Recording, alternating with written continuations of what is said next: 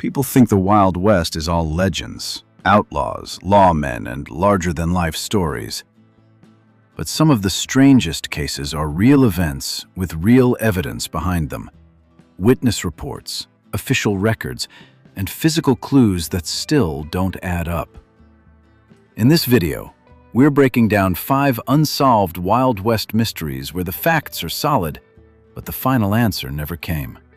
No made-up campfire tales, just what we can actually prove, and the questions that evidence still can't settle. Number 1. The Bloody Benders vanish. In the early 1870s, southeast Kansas was still a raw edge of the American Old West. New homesteads spaced far apart, long stretches of open country, and one main idea for staying alive on the road: find the next place that sells food, water, and a safe bed. A lot of that movement followed the Osage Trail, a north-south corridor that took travelers past small towns and mission settlements and through land that had recently been reshaped by forced removals and rapid U.S. expansion. In that setting, a family calling themselves the Benders claimed 160 acres and ran a tiny store and roadside inn. The situation sounded normal for the frontier, which is why it worked. Strangers expected to meet rough characters, but they also expected a roof and a meal when night hit. Then the disappearances started adding up. By 1873, neighbors and local lawmen were hearing the same pattern again and again. Someone passed that way, and then the trail just stopped. What finally cracked the story open wasn't a confession or a lucky arrest. It was the sudden silence at the Bender place. In early May 1873, the homestead was found abandoned, and Dr. William York, who had been searching for missing travelers, was discovered buried on the property. Once the land was searched in full, multiple graves were found, turning a local fear into a confirmed crime scene. Contemporary newspapers treated it like a national shock, and the coverage left behind something rare for that era: detailed descriptions, lists of victims, and even diagrams of how the cabin was arranged. That kind of documentation is part of why the case is still discussed as one of the first well-recorded serial murder investigations in U.S. history. But the real evidence ends right where the mystery begins, because the Benders themselves were gone. No verified photographs exist, only later sketches based on witness descriptions. Kansas officials offered major rewards. One well-known reward offer from Governor Thomas Osborne was $2,000, and yet no one ever claimed the money, and the family was never produced in court. After that, the record turns into a tug-of-war between claims and counterclaims, alleged arrests years later in other states, stories that a vigilante group caught them, and newspaper follow-ups suggesting those suspects were imposters. The Library of Congress even notes later waves of headlines like supposed Bender arrests reported in 1880 and 1889, followed by pushback that the suspects didn't match the originals. Meanwhile, the physical site was picked apart by curiosity seekers. People literally dismantled parts of the cabin for souvenirs, so the scene couldn't be preserved the way it would be today. What remains is a hard, uncomfortable split. The crimes are documented, the escape is not. It's the kind of case that's loud in newspapers and quiet in court records. The unanswered questions are the ones that matter most for an unsolved label. Were the Benders their real identities? Did they have help from neighbors who wanted the scandal gone? And what route did they take to disappear so completely in a country that was starting to connect itself by rail and telegraph? Number 2. The Fountain Murders on White Sands. That Kansas story is terrifying because the suspects vanish. But New Mexico gives you a different kind of frustration. The suspects are known, the motive looks obvious, and the case still never locks shut. In 1896, Colonel Albert Jennings Fountain was a lawyer and politician in southern New Mexico who had made powerful enemies by targeting cattle rustling and the networks that protected it. He also had a public reputation that made him hard to ignore. Years earlier, he had represented Billy the Kid in an 1881 trial, and by the mid-1890s, he was back in the middle of high-stakes frontier politics. In late January 1896, Fountain left the town of Lincoln and headed home to Mesilla with his 8-year-old son Henry. On February 1st, near a place called Chalk Hill, on the edge of what's now the White Sands area, Fountain spoke with a stagecoach driver and said 3 men seemed to be following him. The driver urged him to turn back. Fountain kept going, and that is the last clear, on-the-record moment before everything goes dark. Searchers later found his buckboard wagon and signs of violence in the same general area, including blood-stained ground and scattered personal items tied to Fountain. What wasn't found is what made the case explode. No bodies, no clear trail leading to one specific crime scene, and no witness who could name the attackers in a way that would stand up in court. Suspicions centered on men Fountain had recently helped indict for rustling, especially Oliver M. Lee and his associates, because the timing lined up almost too neatly with his legal crackdown.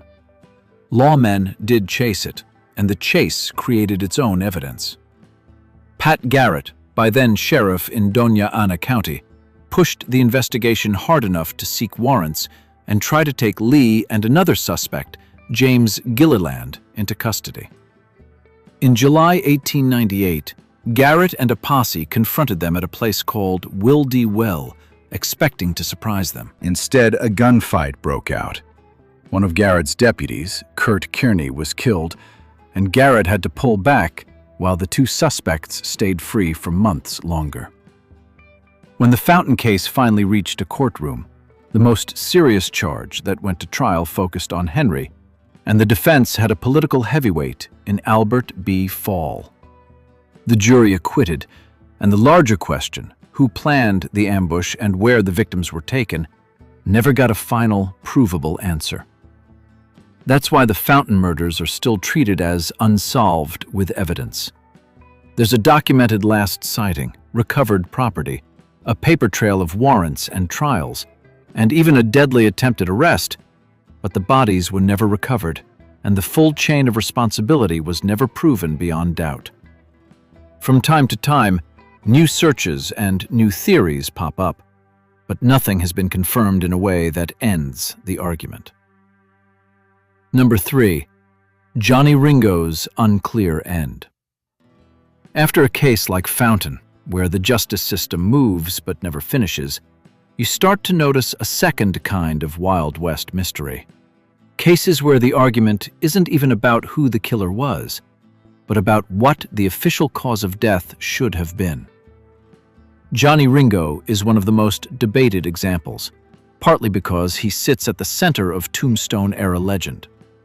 Ringo was linked to the Cochise County Cowboys, a loose circle of men accused of rustling and robbery around Tombstone, Arizona territory. In the early 1880s, the region was tense. Boomtown money, political factions, and a landscape that still carried recent memories of war and displacement, including conflict with the Chiricahua Apache, which made "somebody vanished on the road" a common story even before you knew who was responsible. In July 1882, after a rough stretch marked by heavy drinking and public conflicts, Ringo left Tombstone. Soon after, he was found dead in the Turkey Creek area, and his name was already familiar enough that the story spread fast. A coroner's jury ruled the death a suicide. But the way that jury worked at the time is easy to misunderstand. It wasn't a modern forensic team. Accounts describe a group of local men who gathered quickly, made observations, and reported their findings by letter to the coroner in Tombstone. They had no training, limited time, and every reason to treat it as a task to finish, not a mystery to debate for decades. That's one reason the paperwork feels thin by modern standards. Another reason the case stays open in people's minds is how the story got rewritten later. Some writers built a dramatic version where Ringo supposedly died lost in a waterless wilderness, but research into the route and geography points out he was not miles away from everything. He was near a traveled way and within reach of people who could have found him quickly. That doesn't prove murder, but it does knock down the no other possibility storyline. There's also a rare piece of tangible evidence that keeps historians grounded. Ringo's personal effects didn't vanish into myth. One HistoryNet report traces how his Colt revolver and other possessions were sent to his sister and later passed down and sold to collectors, which reinforces that there was a real death scene, real property, and a real chain of custody, even if it doesn't solve the bigger question. So the mystery today isn't, was there an inquest? There was, but whether that fast, informal frontier process captured what really happened. With competing theories, limited official records, and a century of legend piled on top, Ringo's end remains uncertain in the one way that matters. The evidence exists, but it doesn't force a single conclusion. Number 4. Who really killed Pat Garrett? If you want a case where you'd expect clarity, it's the death of Pat Garrett, because this is a famous lawman in a fairly well-documented time with a man who openly admitted pulling the trigger. And yet it still reads like an unresolved file. Garrett had built his legend in New Mexico by killing Billy the Kid, and later he moved through jobs that kept him close to frontier power struggles, sheriff work, federal appointments, ranch deals, and the kind of personal debts that were common when cash was scarce and land was everything. On February 29, 1908, Garrett was traveling near Las Cruces with rancher Carl Adamson when Wayne Brazel, a young cowboy with business disputes tied to grazing and property, confronted him. Brazel later walked into the sheriff's office and said he had killed Garrett, then claimed it was self-defense. The problem is that the case didn't develop like a clean self-defense claim in a modern court. Adamson was the key eyewitness, but he never took the stand at Brazel's trial, leaving the jury without the one person who could fully describe the moment. According to HistoryNet's summary of the records, Brazel was defended by attorney Albert B. Fall, and the jury returned a not guilty verdict after a very short deliberation. The trial moved quickly, and that speed is one reason suspicion stuck to the case. Even more important, territorial officials did not simply shrug and move on. The governor ordered an independent investigation, and investigators who examined the scene reported details that didn't fit neatly with a simple "one man with a revolver" account, including evidence consistent with a rifle being fired. That doesn't automatically prove a conspiracy, but it does show why the story didn't settle.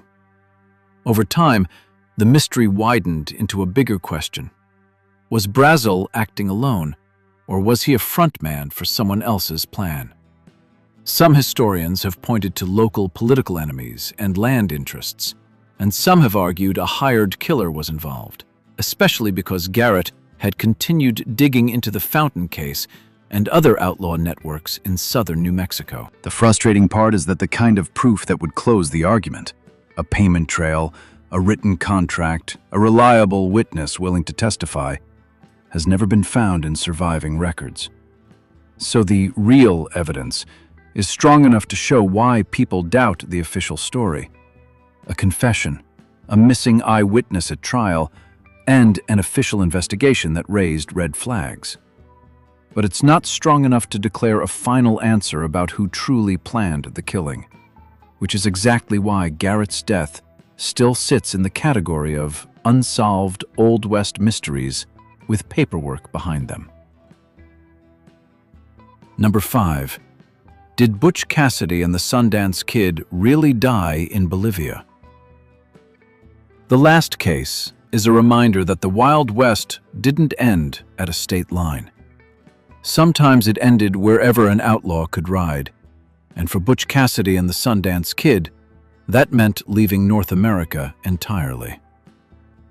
According to PBS's American Experience, Butch Cassidy was born Robert Leroy Parker in 1866 and built a reputation not just for bold robberies, but for a careful, organized style that helped his gang, the Wild Bunch, keep moving.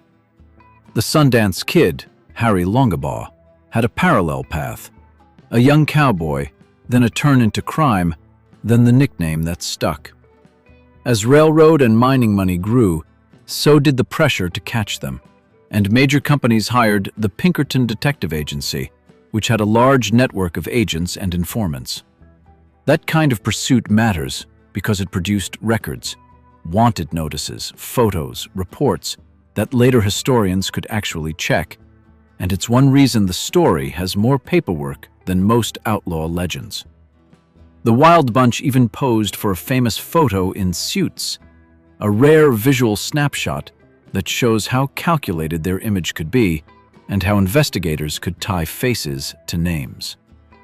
Eventually, Butch and Sundance escaped to South America with Sundance's companion, Etta Place, and tried to reset their lives. The usual ending says that in November 1908, after a robbery connected to a mining payroll, 2 American bandits were surrounded in the Bolivian town of San Vicente and killed in a shootout. The core reason the story remains unsolved is that the men in Bolivia were never identified in a way that satisfies modern standards. Local authorities described them as Americans and buried them, but the names Butch Cassidy and Sundance Kid were attached mostly through circumstance and reputation, not through something like fingerprints, photos taken at the scene, or confirmed family identification. That gap is exactly where the survival rumors grew. Claims that one or both men came back to North America under new names. The evidence that keeps this mystery grounded is that researchers didn't just trade stories, they tested the physical record. In the early 1990s, forensic anthropologist Clyde Snow worked on exhumations in Bolivia, and multiple later summaries agree on the key result. DNA comparisons did not match the families of Cassidy and Longabaugh, meaning at least one set of remains connected to the legend was not actually them. Time magazine also notes that a grave in San Vicente, said to be Cassidy's, was exhumed and the DNA showed it belonged to someone else, which is a rare moment where modern science clearly cuts through a famous outlaw myth. That still leaves a final split. The documentary record points toward an ending in Bolivia, but the identification problem leaves enough uncertainty that people keep debating it. Unlike a lot of treasure map legends, this case stays alive because it has both kinds of evidence: official pursuit records and modern forensic testing. And yet, it still can't deliver the one thing that would end the argument: an uncontested identification of the bodies from 1908.